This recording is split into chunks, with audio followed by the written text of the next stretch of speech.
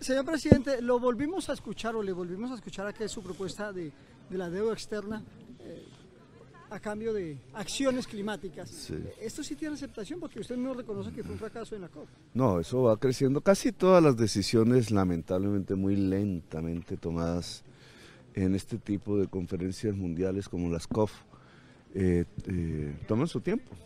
Así de simple. Entonces va creciendo, cada vez más países van ayudando en la tesis, se va discutiendo mundialmente.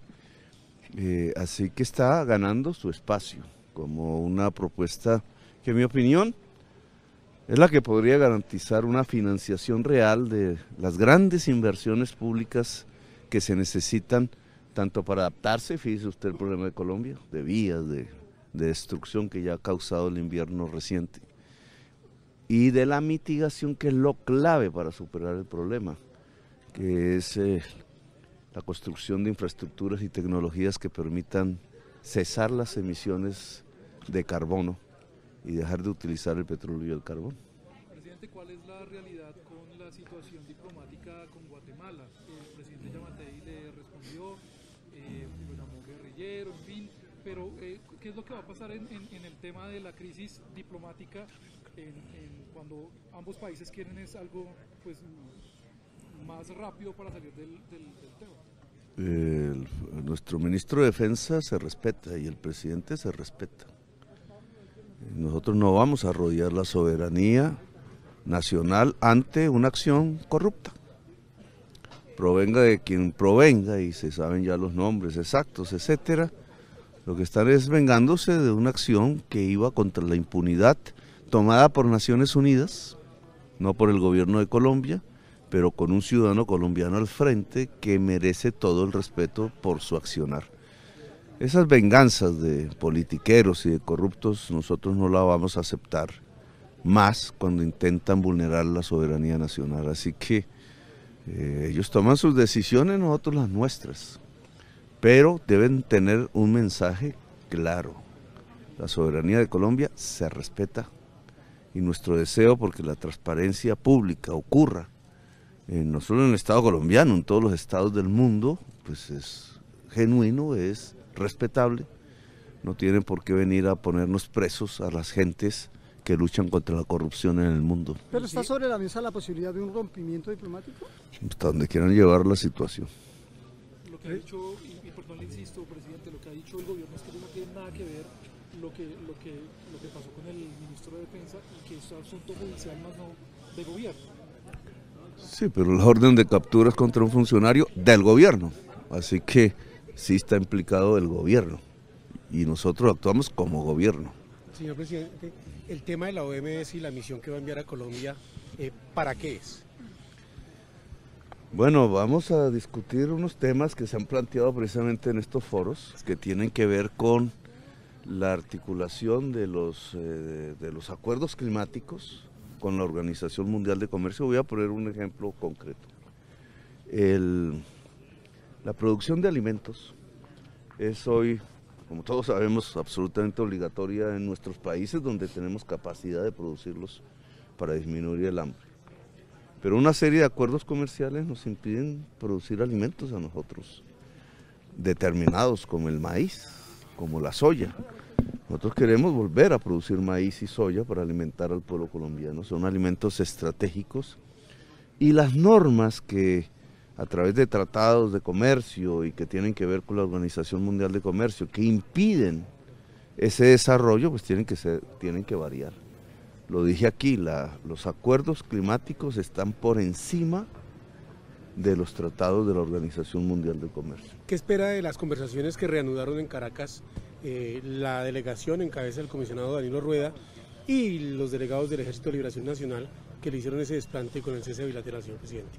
Yo pienso, bueno, esa historia hay que contarla algún día, porque no es cierto que nosotros tomamos una decisión unilateral. El informe que nos llegó a nosotros era que había una disposición del cese bilateral y por eso lo publicamos, no por otra razón. Pero saber quién cometió el error ya es un asunto hoy complementario. Lo que debe ser central es que la paz de Colombia vaya. Nosotros aprobamos una ley en el Congreso, es una ley de la República que le permite al presidente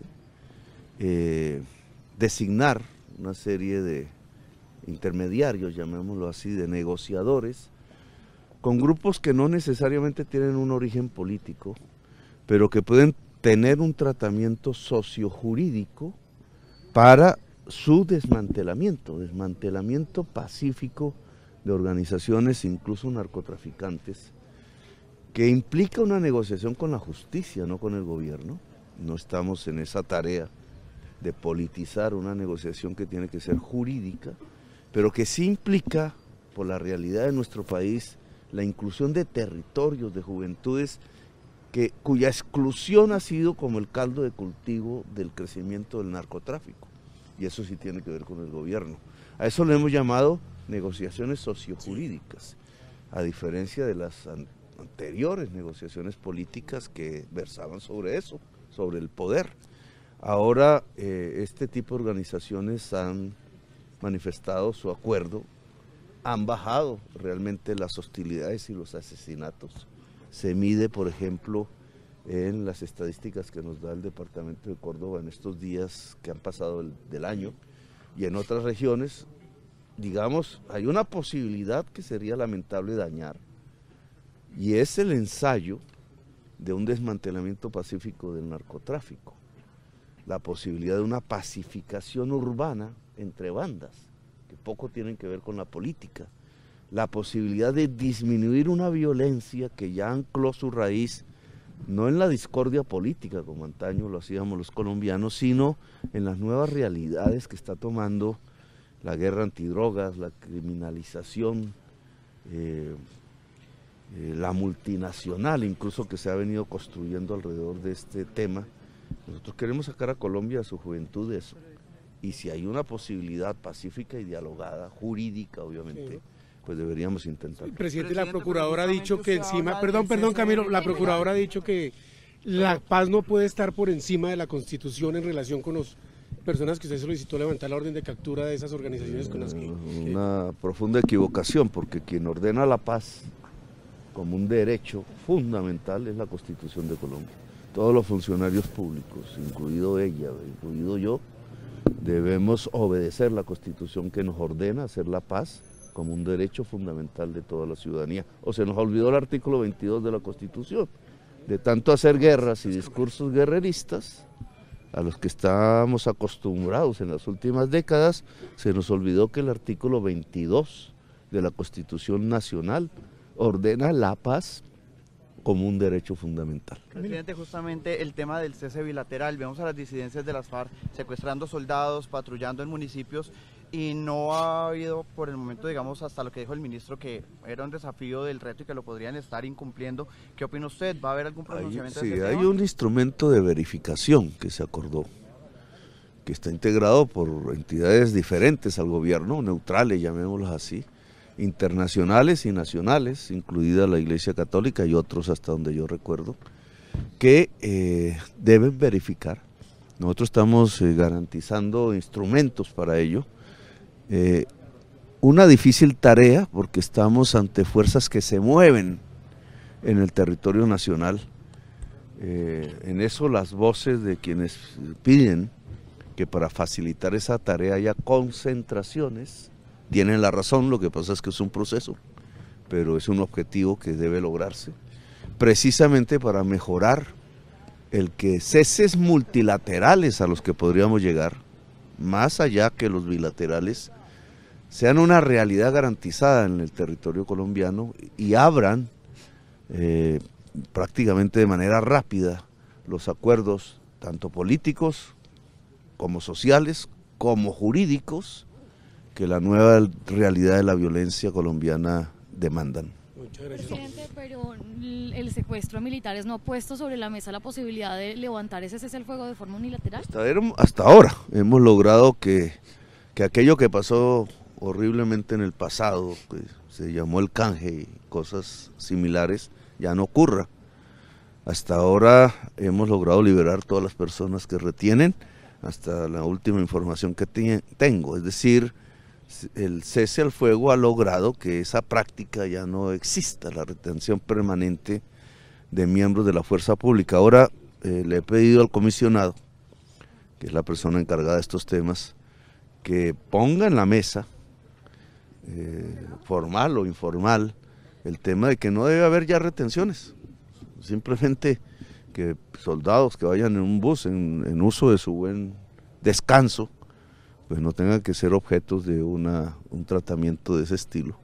Obviamente una negociación implica solicitudes de las contrapartes, y las contrapartes son disímiles en cuanto a su origen y sus comportamientos, pero esta es la complejidad de hacer un cese bilateral. El indicador fundamental del éxito se llama tasa de homicidios. Aunque tenemos ya un poquito tiempo aún recorrido, creo que ya se pueden hacer balances. Y obviamente hacia adelante seguirlos haciendo. Si ese indicador falla y lo que tenemos son incrementos de la violencia, pues el cese bilateral no sirvió para nada. Pero si ese indicador está funcionando a favor de la sociedad colombiana y lo que está disminuyendo concretamente la violencia en Colombia, entonces creo que vamos por buen camino. Bueno. O sea, en ese momento.